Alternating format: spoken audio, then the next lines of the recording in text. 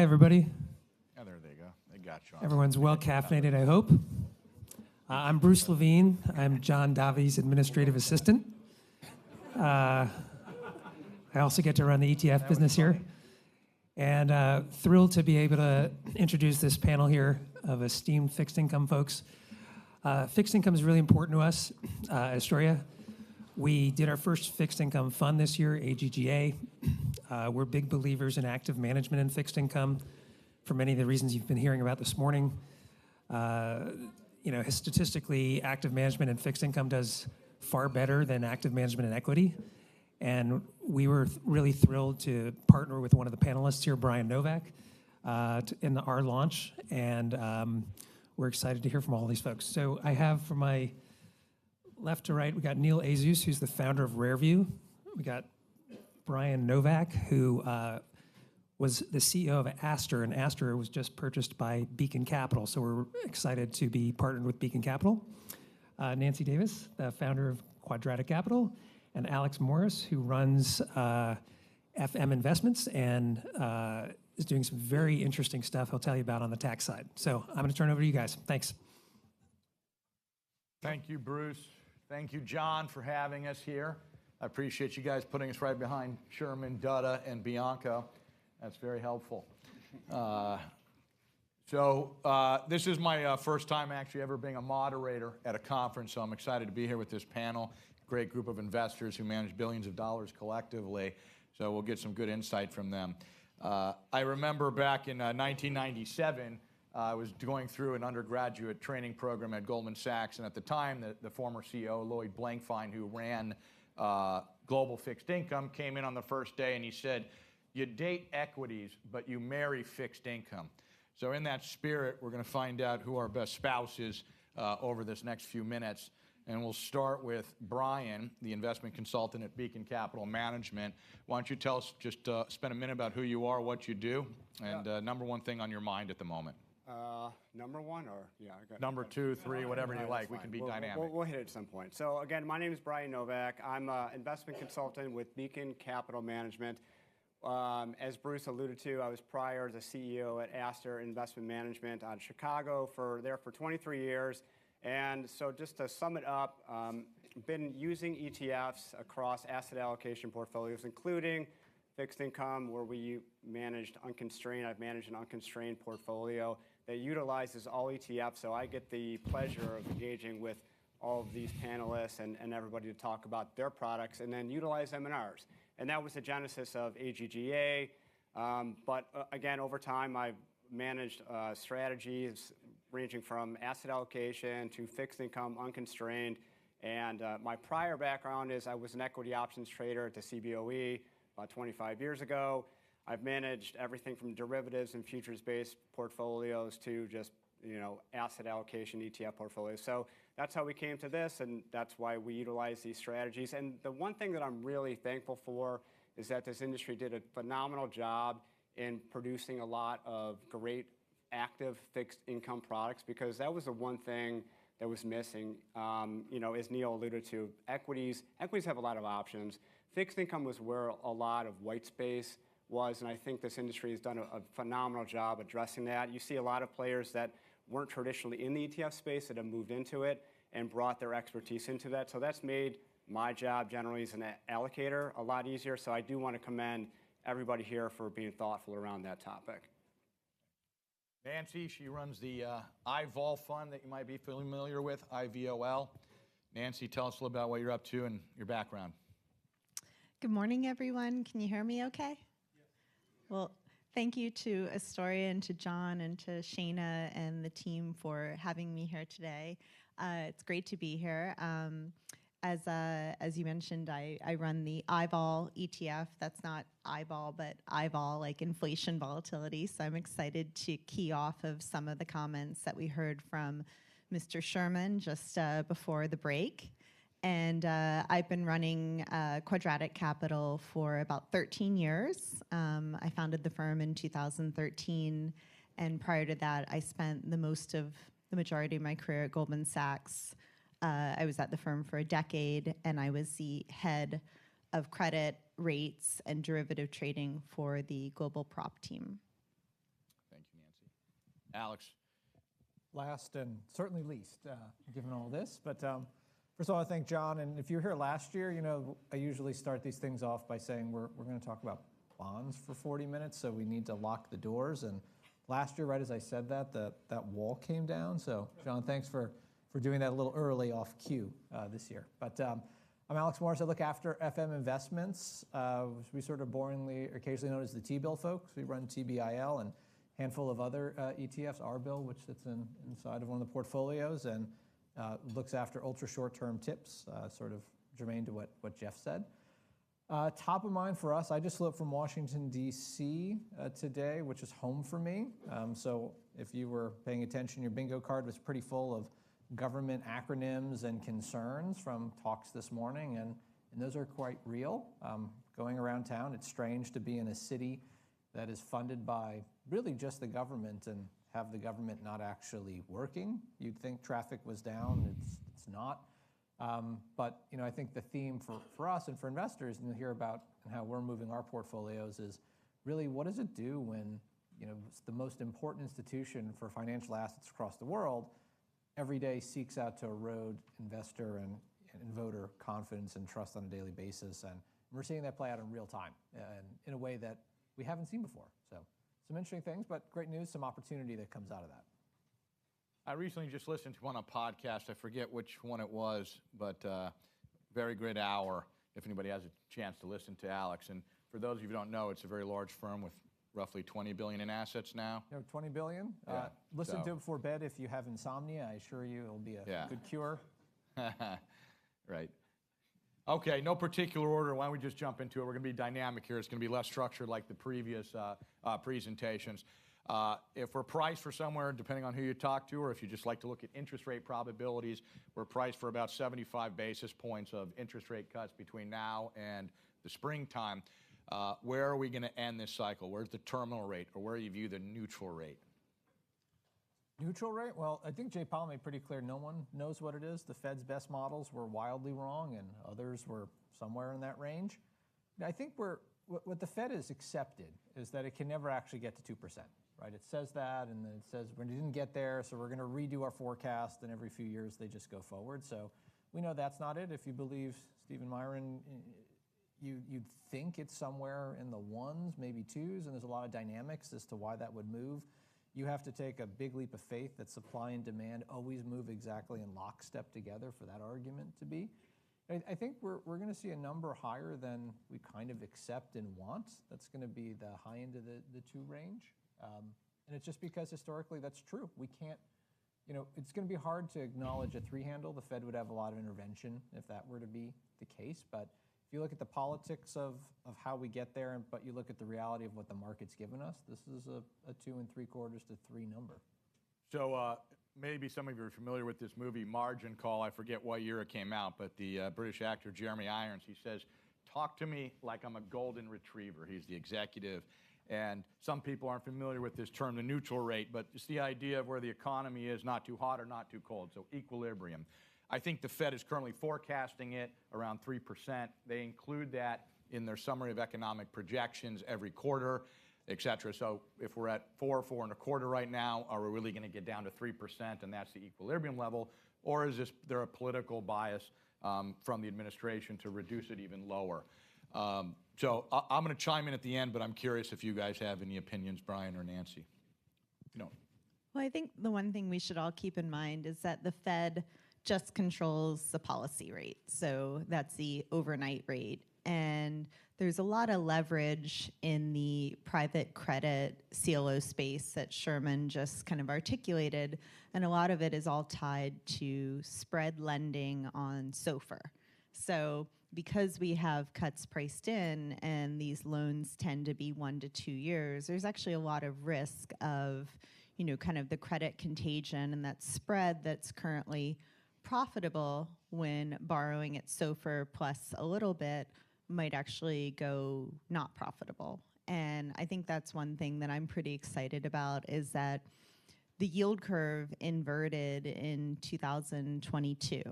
So this is when, remember, the Fed was thinking about raising rates. They flipped to be the most hawkish and hike 525 basis points in 12 months, and that caused the yield curve to invert and stay inverted for 3 years. Never happened before in the history of financial markets. Right now, today, the 2s, 10s, SOFR swap curve is 30 basis points. It just went positive in 2025. So I think the question to be asking ourselves is not the neutral rate, or I think it's more the spread, because the spread is all tied to the private equity and all of the levered players. So as the credit curve widens, yield curves steepen, and I think it's just an exciting time with the curve being so incredibly flat, especially relative to Japan and Europe and all these other developed economies that have a much steeper curve than our 30 basis point right now. Yeah, I'll just dovetail onto what Alex mentioned about that it feels like it's going to be at the higher end of what that expectation is. And if you look at sort of why, what I wrestle with is a duality of what the risks are. And, you know, a couple weeks ago when Chairman Powell came out, was talking about, or when they started to cut rates, and the focus was on the labor market, which is something that we and I have looked at, you know, for 20 plus years as key indicators into what we do. The labor market is weak, and it's going to show weakness. It's going to show further weakness, but it hasn't fallen off that proverbial cliff yet. So let's just take, for example, that is able to stabilize. So if we stabilize there, then on the other side of the coin, which is the inflation component, what happens from there? And there's a lot of indications that we're not getting a big budge out of that side. So if that's the case, what is the Fed left with to do? And if the economy doesn't fall off and continue to slide, because it is the duality of those components, it's a duality in the economy as well, right? There's the tech side of it, and then there's the consumer side of it, the top end of the consumer and the lower end of the consumer. So it's hard to reconcile all these different components and to really try to articulate with great certainty what what that final rate is going to end up being. So I think it's just going to be, we're going to have to continue to go and look at this information. But I think all the things that we're talking about, what Nancy talked about, is really what the guys that are looking from the bottom up are focusing on. But from my standpoint, I really think I need to see what's going to happen with the labor market to figure out if we're actually going to be in a continued rate decline or if we're going to stabilize somewhere. Brian, Okay. I think you make a good point, but here's part of our problem. We're not going to get that information. We don't know when, right? The BLS shut down effectively. You know, it's very convenient if you think the labor market is falling off a cliff to just stop printing the numbers. I know as we talk about Fed independence, 6 months ago, we talked about BLS independence, then we lose the BLS head right after a bad print. That, you know, from folks I know in the room, that was less it was a bad print and more of the president wanted to fire Jay Powell. He was told you can't do that. Supreme Court kind of went out of its way to tell you can't do that. So they brought them the next head they could find. CPI delayed. We're going to get a number coming up, right? They call back a lot of people to do this, right? The CPI number is sitting in the BLS today. It's intentionally compartmentalized so it doesn't leak. So they have to bring people in and run the Rube Goldberg machine to compile the numbers, but all the data is sitting there. But we're in this weird spot where now we're not going to get data. And the next few data points we're going to get are going to be knowingly distorted. And then we're going to have to give you knowingly distorted data points afterwards to try to get it back, all to tell you what happened 6 months ago. And you know, the sort of the biggest thing happening at the Fed, the big impact that Steve Myron has had, more so than just the dot that was obviously his, like the least interesting whodunit novel ever in Fed policy, right there, is his desire to turn the Fed towards a forward-looking item, that even though we've got more technology, for some reason we can't seem to get data that's any more accurate or any more realistically faster than we did 2 or 3 decades ago. So maybe we should go to a more forward-looking stance, which, you know, from a central banking experiment is that's like the next version of this thing. And I think it scares a lot of the traditional thinkers. And that's where I think the president is going to put the next person. And if you ask, what is the one thing that I think the president wants, it's low rates. The second thing is, I want someone who's willing to look not just what the data has, because the data is often inconvenient. I want someone who's willing to look at what the forecast says, because those may actually be more accurate, but they're also slightly easier to just manipulate. And you see that if you look at the dots over time. There is some herd think that happens there, and the Fed's own internal projections drive a lot of that. I think the president would like if maybe the executive branch could drive some of those policy and some of those forecast decisions too.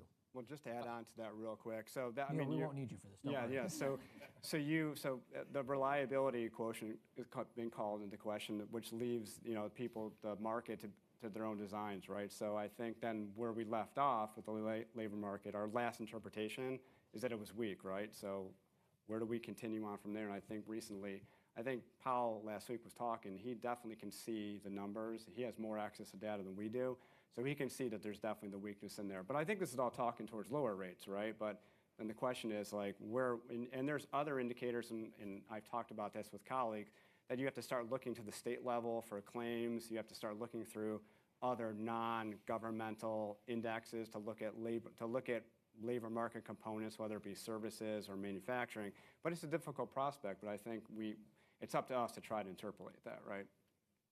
So I'm going to break with the norm here as a moderator and give you an opinion as well, and a shameless plug, and then a hidden secret we found, or what we call a disturbance in the force. We wrote a white paper on our firm at rareviewcapital.com. I think this was back in 2019. We did an analysis of all previous rate cycles to identify what the neutral rate. And it was interesting. What we uncovered was a very simple number or figure.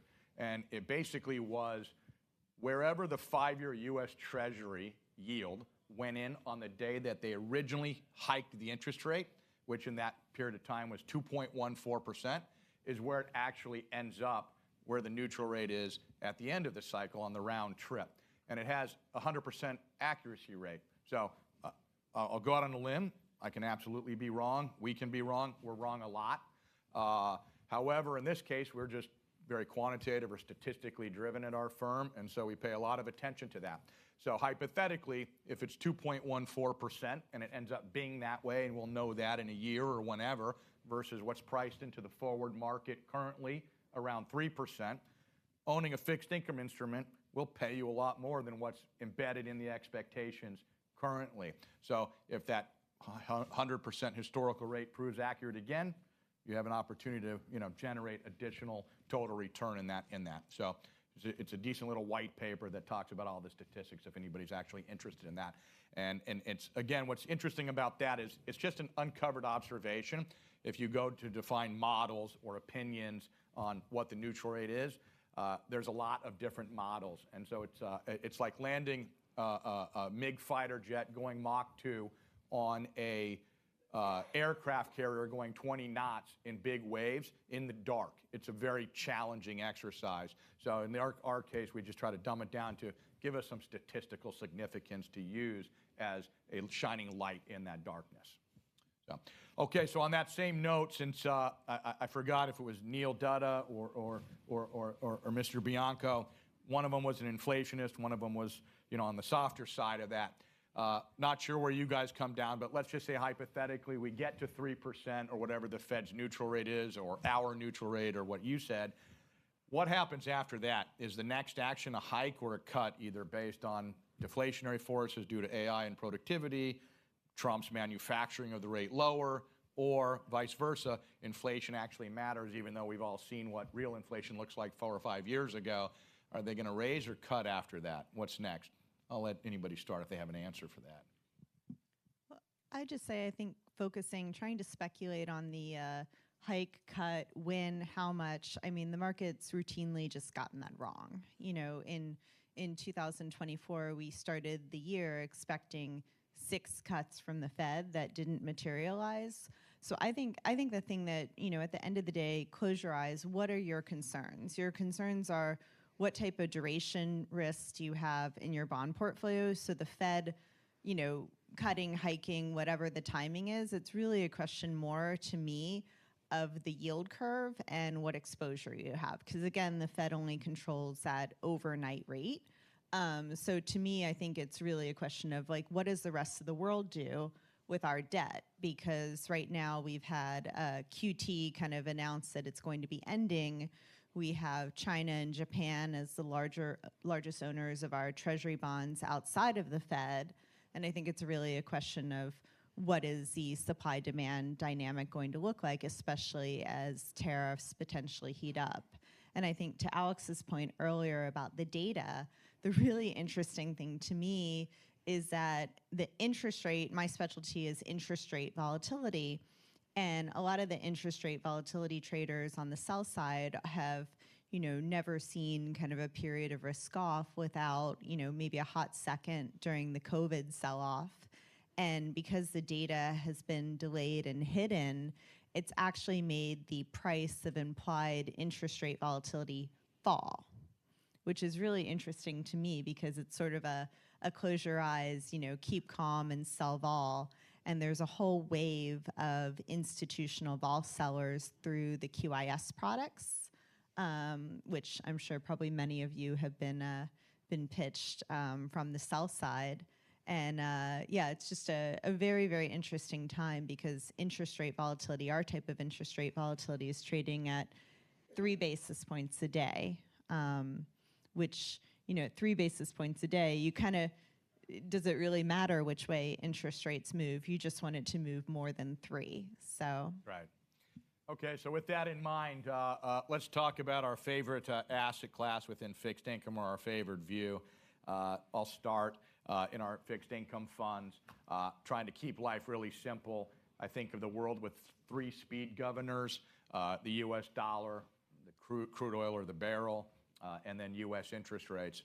If all 3 of them are trying to be manufactured down or biased down, immediately I think of emerging markets, and then I think of emerging market debt, and then I think of emerging market debt with the highest real interest rates in the world being Brazil, Turkey, I'm sure one other one, India, things like that. So we have an overweight bias of emerging market debt in most of our fixed income funds, which as Richard Sherman showed previously on his bar charts, has served us well this year, and we think that will continue. Anybody have a view on what they've got? I know all of you look at all sorts of different things. I mean, put aside individual countries, which I do think once you start playing that game, you need to take a look at Washington, D.C. and ask, well, what's its policy? Jeff showed a pretty good idea that the world we kind of rise together, we fall together, right? We hike together, we cut together.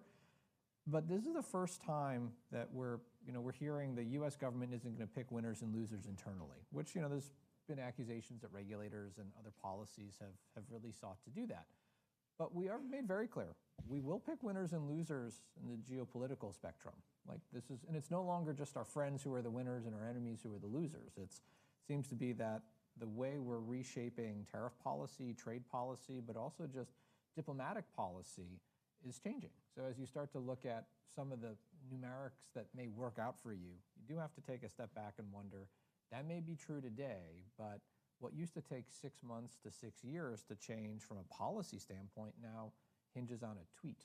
And it's very real, and it's a very strange dynamic, particularly in some of the countries who have played this particularly well. Pakistan comes to mind, has done a great job playing the president's mentality against itself to their advantage, where some of our friends have come out looking not so great. I mean, the president seems to go out of his way to disparage Spain, as a founding NATO member, for a great deal of time. And there might be some truth to some of his arguments, but not to the fact that we need that alliance more than maybe some of that alliance needs us. Alex raises a great point.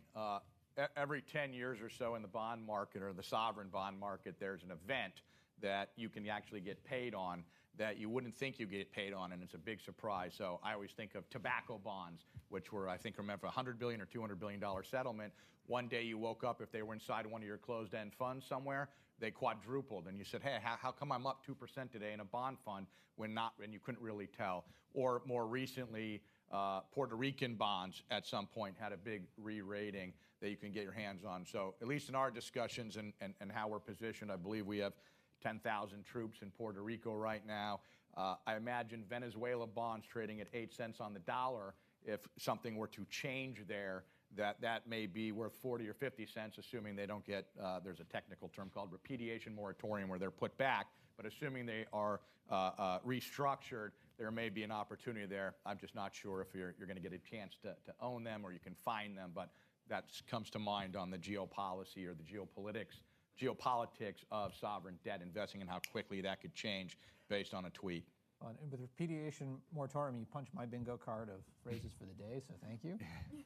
Exactly. But I do think there's this sort of other thing which, there's a real big divide between Washington and Wall Street. And for a long while, growth was so good, numbers so good, it didn't much matter. But that divide is growing by the day. Europeans have dealt with this a long time. Certainly, if they have Brussels versus their home continent, home capitals, and then within their home capitals and themselves trying to figure out what to do. But there's going to be a lot more of this. I think you're going to hear more about this. The administration is just ramping up. Despite all the headlines and all the changes in policy, you'd expect this to be the end of 4 years. But indeed, it's just very much the beginning. Midterms are coming up. There's redistricting happening that seems like it might hand more power to a very strong executive. And I think most investors here have been used to a relatively docile time. And although you hear a lot of rhetoric, the reality is most policies have all kind of headed towards the middle and been pushing up equity markets, broadly speaking. That is no longer true. And as you look at positioning your portfolio, the one thing that, to maybe give you something to take away from today is the reason why, in particular, bonds and ETFs work really well is you can move quickly. A lot of these ideas that we'll talk about from a sovereign rates policy, from a credit policy, where you want to sit, it's actually kind of hard to move in size into those portfolios quickly. But the ETF world makes that very simple. And it gives you this sort of inherent immediate liquidity where you get to turn a lot of market makers into your trading desk for you, which is important because, like I said, it used to take 6 months to 6 years for policy to happen, and now it takes fractions of a second. And if you go back to first, second quarter of the year, which was like a dog year for those of us on the desk, you could see 20 percentage points of range on a day, all happening in the course of 2 minutes. What's the old quote? Liquidity is only available when you don't need it. Exactly. Brian, what are you seeing these days? Yeah, What do you like? So just, I stay out of the nuance because that's what these guys are good at, but just looking at it, because my job is to construct sort of where are we going on duration, where are we going on credit, and I got to approach this with a bit of humility because I got to be honest, I didn't see the long end moving down as much as it has this year. I was having a conversation last night just about the 60-40 portfolio, including equities here for a minute, because why not? That, like, it's done remarkably well. I'm surprised at how well duration is actually done. But with that being said, it's like you don't have to be, it's not absolute. You don't have to be wrong if you're just not in the position. But I continue to favor, I didn't like it at higher levels. I'm not a big fan. Continuing where we are right now, data aside, because I think that we've had a good move. I mean, if we're looking out for the next quarter, we're at 4%-ish on the 10-year. Like, I think we've had a good particular move there. I think we're going to need to see some more things transpire to affect where that ultimately goes. But right now, like, I don't want to mess around with longer duration positions. I think there's still opportunity at the intermediate to shorter end of the curve. But I think another thing that as we've looked through, because we're starting to see some minor issues and tweaks within the credit markets, I've had a bone to pick there for quite a while, but I continue to talk to more experts to get more information in that particular area. But if we're going to see some things like this start to pilfer through, because we've been pretty well priced with credit spreads, I do like investment grade. I like higher quality on the shorter duration side, and that's just an asset allocation play, because I think that where we've moved with duration, we run a risk of that going back the other way, and I do worry about some things in the credit markets right now. And I think you just get a lot of duration risk in credit right now because spreads are so compressed. So you're getting more return from duration and high yield than you have in quite a while. So I think it's better to be a little bit shorter duration. So I just recently read a thoughtful paper, if anybody wants to talk about it after this, but there was an argument that as tight as credit is that it may be able to trade through treasuries during this cycle, just given the magnitude of the Magnificent Seven, et cetera, and what they're doing, and that there's still a lot of spread tightening to go if you can take that view. So there's one of those. Tell me, I'm going to switch gears here for a second, just ask some random questions. What signals or signs would you want to see that the AI trade or any of the themes that are going on would be required to disrupt what's working? So for those who haven't been following, a multi-asset portfolio, stocks, bonds, cash, corporate credit, and commodities is up around 17% this year versus 60-40, somewhere between 8 and 12, depending on whether it's domestic or U.S. The train has left the station on anything that has a price on it. What could derail that to you guys? Jobs, I would say jobs. Yeah, I had dinner a week ago with a bunch of senior women, which was amazing. But one of them, without naming names, has 15,000 direct reports, and her mandate is to cut 30% of her workforce over the next year due to AI.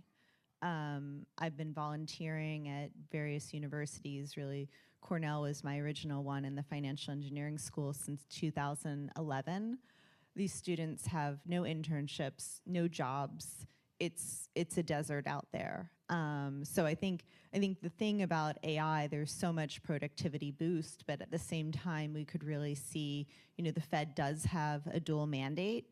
I definitely agree, with Jeff's comment about the CPI is kind of a made-up number at 2%. Definitely agree with that. But I think the jobs numbers could get really, really atrocious, especially with this government shutdown and potential furloughs turning into job losses. So I think it's a potential jobs recession could be what we're looking at longer term. I think the other derailment, aside from the impact, is I've yet to see a really compelling business model for how these companies actually monetize this in the long run. So they may be their own undoing, and there's a lot of aspiration, to Nancy's point, to cut a third of your staff because of a two-letter acronym that has yet to really define how it's going to do that. And don't get me wrong, if you go to ChatGPT, you get some pretty amazing things, or go to Claude and magically we're all Python coders now, and we've got this great way to do that.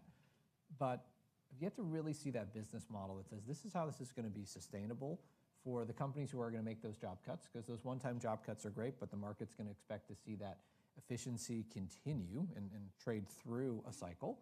And two, that those companies can actually all realistically put all that CapEx to work and turn that into a reliable revenue stream. Because cutting a third of your staff, but how much of that has to go back to AI co to make it worth their while to run that for you? So just a comment on that. I'm not an expert in any of these kinds of things, but the yardsticks or the math that I've heard over the years is that if the S&P 500 operating margin right now is 13%, 1% change, so going from 13 to 14%, equates to about 20% in the index price. So if all of this AI and all of this CapEx spending changes that, there's a lot of runway. And the way I'm just sort of sitting back humbly and thinking about this is, if it took us 100 years to get $1 trillion of CapEx in the Fortune 500, and now 2027 is forecast to have $2 trillion, and 2030 is supposed to have $3 trillion, somewhere in that whole process, we're going to be sticking 10 pounds of bologna in a 2-pound bag. And if any of that translates to any productivity, minus the impact on consumption and the consumer, of course, or unemployment, it just seems like there's a lot of room to go for margin expansion. And just on that alone, seems like a lot of index performance. So I guess when I hear those kinds of things, I want to appreciate that. I want to be very mindful. I'm just thinking about the other side of the equation, to not lose sight of the long term on owning at least the index. Yeah, I've got an analogy. So I was at like years ago at the Caltech robotics lab, and we were watching some phenomenal things going on with the robotics and the automation they had out there. But the one thing that always stuck with me, I bring up pretty regularly, is that the professor was talking about. He's like, getting from here to here takes let's call it a day. Going from automation to autonomy is a whole different story, and it takes your margin of error has got to be zero, right? So there's a big gap between going what Alex said before, and I saw some stats on this about the productivity of AI, that large businesses are actually seeing an uptick, but I think their implementation is about 14 to 15%. If I might be wrong, but it's about that. Smaller businesses is actually tailing down. It's about 7%. So there's not a large uptake in terms of the usability of the actual technology. And I'm a big believer in sort of techno-economic evolutions and things like that. And if we remember, back in 2000, we laid a ton of dark fiber that didn't get used for 10 to 15 years, but it was there. So there's boom and bust cycles and all these things, and I just don't, to expect this to be a perpetually logarithmic move, I think is unachievable. So I think there's going to be some disruption, and if we were to get some weakness in those labor numbers, I think that would accelerate that decline. I saw some numbers about Microsoft's CapEx spending was actually supposed to be year on year down from the growth rate, but it's still hyperbolic, right? The absolute numbers. The absolute numbers are crazy. So last subject, we have a couple of minutes. I'll try to keep this one brief. So a lot of people have seen the recent asset allocation call. I think it was from Morgan Stanley about the 60-40 portfolio becoming 60-40-20. So, sorry, 60-20-20, stocks, bonds, and gold. So bonds here on this panel losing 20% of our luster for gold. For anybody that's followed myself or our firm for a long time, we have not had a lot of love for gold until a catalyst occurred several years ago when Russia invaded the Ukraine and their reserves were confiscated by the United States. And the exercise began where all of these different sovereigns began stockpiling gold. And most recently, we just learned that it's not just Russia who bought 20 tons of gold in Q2. We don't have Q3 data yet, but Tether, believe it or not, bought 19 tons of gold. And so there's another elephant buyer in the world. And the argument or the theory goes in China right now is that they want to move from an active tier 1 asset of gold, I'm sorry, a passive tier 1 asset of gold to a active collateralized assets for their $17 trillion repo system there, and then also use it as collateral for their trade finance. And they're setting up the stages for that in Hong Kong to be able to make that fungible and trackable. Anyway, long story short is if you bring your reserves up from where they're at right now at 7% of gold in their reserves to an average amount around 15 to 20 to be able to call yourself a reserve, that's a lot of gold. It's like 3 or 4 trillion. So call that, I don't know, 7 to 10 years of supply that needs to be an ongoing buyer. Are any of you guys, very briefly, subscribers? And at what size do you need to put gold in your portfolio and not think about it as I'm selling something else to buy it right now that's moving faster, but it's got a structural tailwind at its back? In short, we've been pro-gold for a long time. Mutual friend of Nancy and mine has always put it should be the 25 rule, 25% international equities, 25% domestic equities, 25% bonds, 25% gold. So a large allocation. And it's very nice. Paid off. Very good year. I've maintained for decades I have no opinion on gold. I don't. Do you put it in portfolios? On momentum for commodity models in the past, yes, but it's mostly based You're model-driven. on model-driven stuff. Okay. Yeah. Nancy, how do you feel about gold taking our business? Well, does anyone in this room know Jim Rickards? He's a big gold bug. And I was pretty amazed because he recently reached out to our firm and he put IVOL in their portfolio.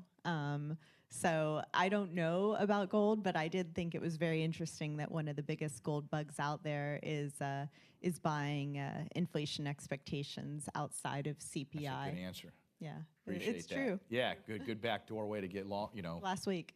compliment that. Okay, thank you. I think that takes up our time. Thank you, everybody, for being here and listening to our panel. Thank you. Appreciate it. Great to be here with you guys.